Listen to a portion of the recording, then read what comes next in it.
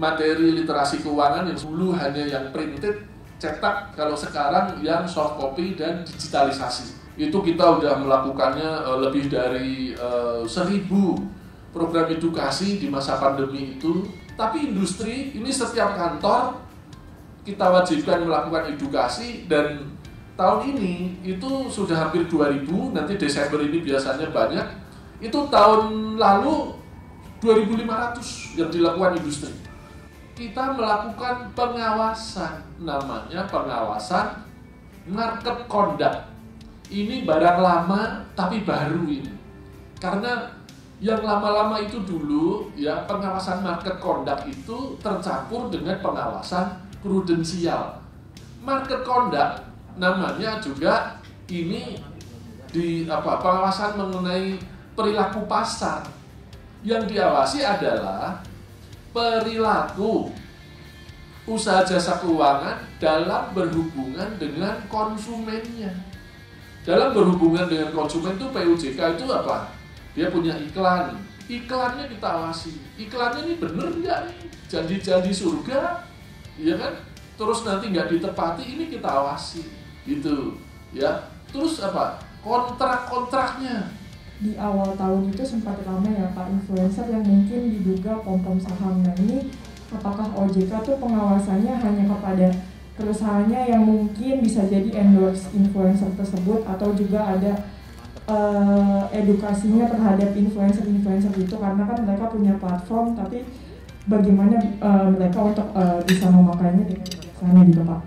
Bahwa kalau kita melakukan endorsement ya terhadap produk tertentu, itu ada konsekuensinya.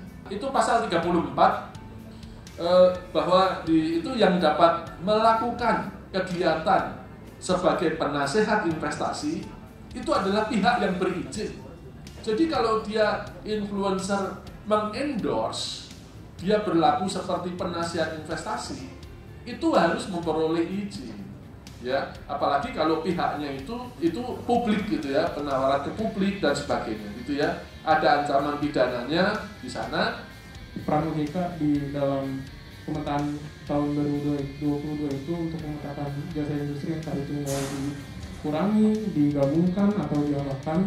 Kan soalnya kalau dilihat dari yang perbankan itu ada bank syariah yang digabungin, terus ada holding perbankan yang di holding, terus ada subholding mikro BRI Pegadaian itu. Nah kalau di tahun depan kan rencananya untuk di dana pensiun. Nah itu sebenarnya peran OJK itu kayak gimana? Kalau di OJK begini, pembenahan dari sisi industri itu kan kita dari sisi dua-duanya ya. Pertama dari pengawasannya dari OJK, yang kedua dari untuk industrinya. Jadi harus balance antara pengaturan, pengawasan dengan pertumbuhan industri. Kalau di pengaturannya terlalu ketat, industri ini sulit tumbuh. Ya, kalau terlalu longgar, konsumennya nggak terlindungi. Ya kan? Ini biarin aja, konsumennya nggak terlindungi. Jadi harus balance. Strategi khusus OJK kita tadi itu. Ya, yang penting dari sisi industri dia jalan, dari sisi konsumen terlindungi.